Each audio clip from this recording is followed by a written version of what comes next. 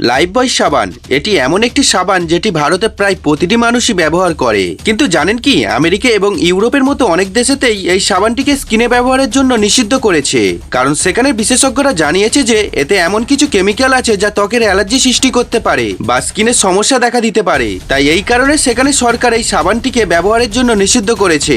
কিন্তু তারপরেও এই সাবান সেখানে বিক্রি হয়, তবে মানুষ সেটা চান করার জন্য ব্যবহার করে না, বরং তাদের পোষা পানিতে পরিষ্কার রাখার জন্যই ব্যবহার করে।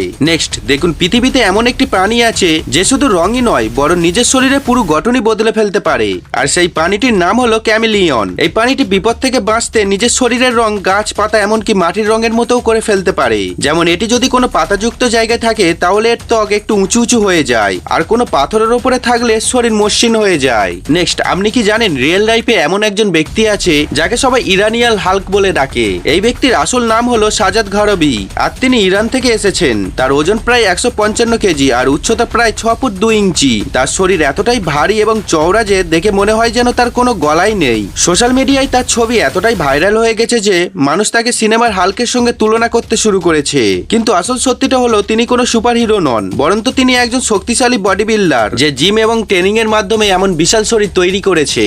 নেক্সট দেখো, এই আহত হিপ্পোর ওপরে একটি ছোট পাখি বসে আছে। তাকে প্রথমে দেখে মনে হয় যে সে তার রক্ত চুষে খাচ্ছে, কিন্তু তারপরেও হিপ্পো তাকে তাড়িয়ে দিচ্ছে না কেন? আসলে এটা হলো অক্সপেকার পাখি। এই পাখি বড় বড় প্রাণী যেমন হিপ্পো, মহিষ, গন্ডারের শরীরে বসে তাদের চামড়ার ওপরে থাকা পরজীবীদের খেয়ে ফেলে। এতে দুজনারই লাভ হয়, পাখিটি খাবারও পেয়ে যায় আর পানিটি পরিষ্কারও হয়ে যায়। কখনো কখনো আবার এই পাখিটিকে আহত প্রাণীদের কাছেও দেখা যায়। এটি তাদের শরীরের আশেপাশে পরজীবীদের খেয়ে ফেলে। এই কারণেই মানুষ ভাবে যে এটি শুধু প্রাণীদের রক্ত খাচ্ছে।